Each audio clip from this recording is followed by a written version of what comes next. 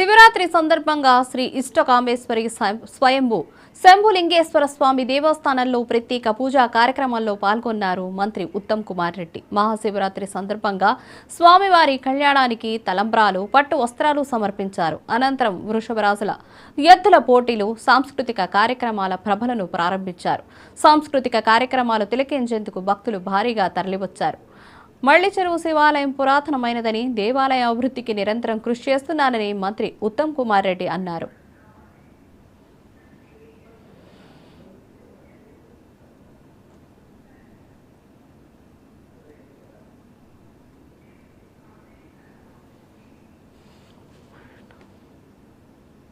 ఎక్కువ ఒక పురాతనమైన ఒక అద్భుతమైన దేవాలయం. ఈ దేవాలయం అభివృద్ధికి, దేవాలయానికి వచ్చే భక్తులకి సౌకర్యాలకి మేము నిరంతరం కృషి చేస్తున్నాం.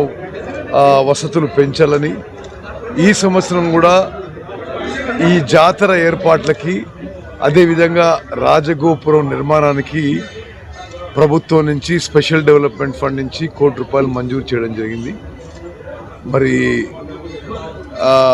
నాకు తెలిసిన మేరకు భక్తులందరూ కూడా మంచిగా దర్శనం చేసుకొని సంతోషంగా ముందుకు పోదాం. శివరాత్రి సందర్భంగా తెలంగాణ రాష్ట్ర ప్రజలందరికీ సుఖంగా, సంతోషంగా, ఆరోగ్యంగా ఉండాలని ఆ దేవదేవుడు శివుణ్ణి ప్రార్థిస్తున్నాను.